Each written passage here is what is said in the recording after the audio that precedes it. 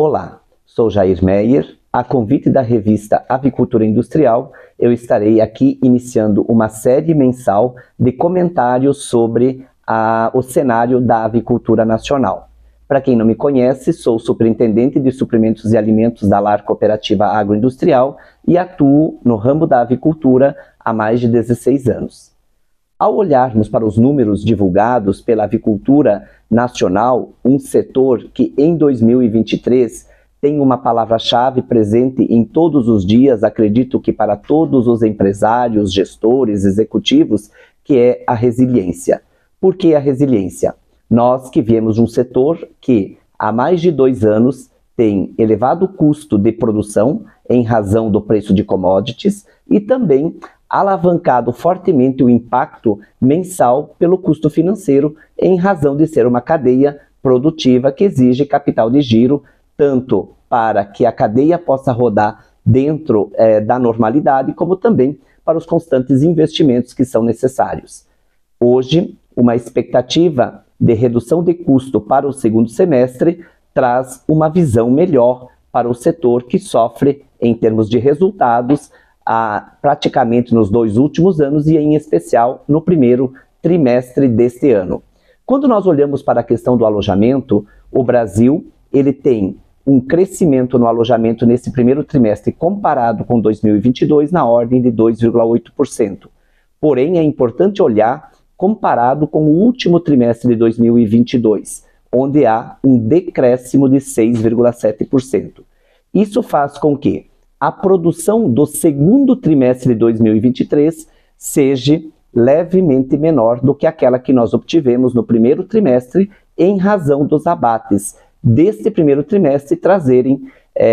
o alojamento, especialmente do mês de novembro e dezembro, para a realidade de produção do primeiro trimestre de 2023. A produção agora entrando para um ponto de equilíbrio, que é o objetivo do setor, traz junto uma grande oportunidade que o Brasil teve no primeiro trimestre de exportação, onde nós crescemos 15% em relação a 2022, e quando a gente olha para a série do primeiro quadrimestre, o Brasil cresce 12%.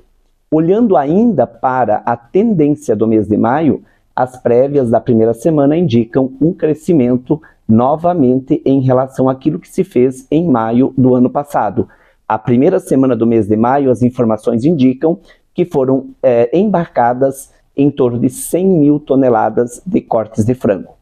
Quando a gente olha para a produção que aconteceu no primeiro trimestre, menos as exportações e também faz o consumo per capita nacional, nós temos um equilíbrio entre aquilo que se produziu e aquilo que se consumiu no mercado interno e na exportação. Agora, no segundo trimestre, com uma tendência de produção levemente menor, em razão dos alojamentos que estão menores agora no decorrer desse primeiro semestre, quando a gente olha comparado com o último trimestre de 2022, nós caminhamos para o ponto de equilíbrio entre oferta e demanda.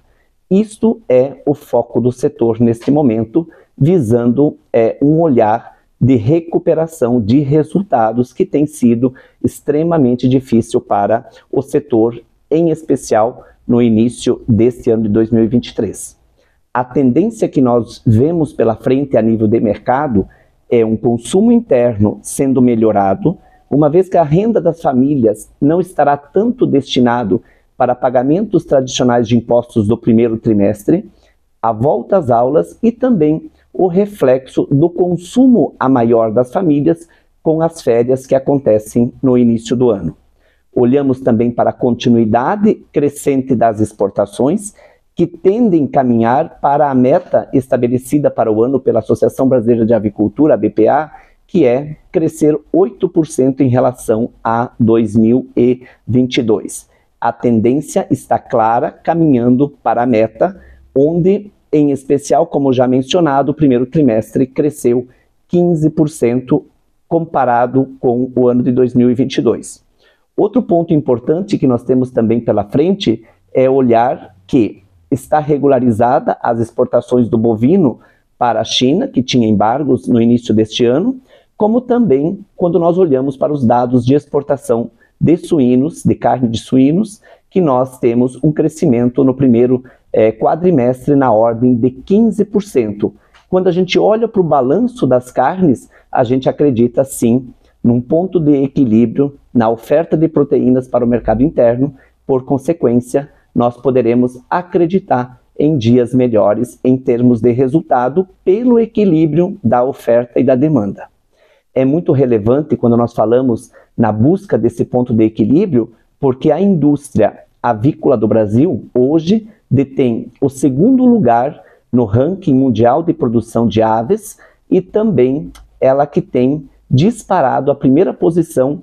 no ranking das exportações de aves mundiais, com praticamente 35% de tudo aquilo que se movimenta a nível internacional em exportação de carne de aves. E também ressaltar que é um setor que ocupa hoje uma posição no top 10 dos setores ou produtos que têm maior relevância na receita de exportação do nosso país. Então, a visão que se tem pela frente é um equilíbrio entre oferta e demanda e, por consequência, um olhar mais justo em termos de precificação, garantindo o suprimento do mercado interno e também mantendo a fatia com crescimento da conquista que o Brasil teve no mercado internacional com a exportação de aves.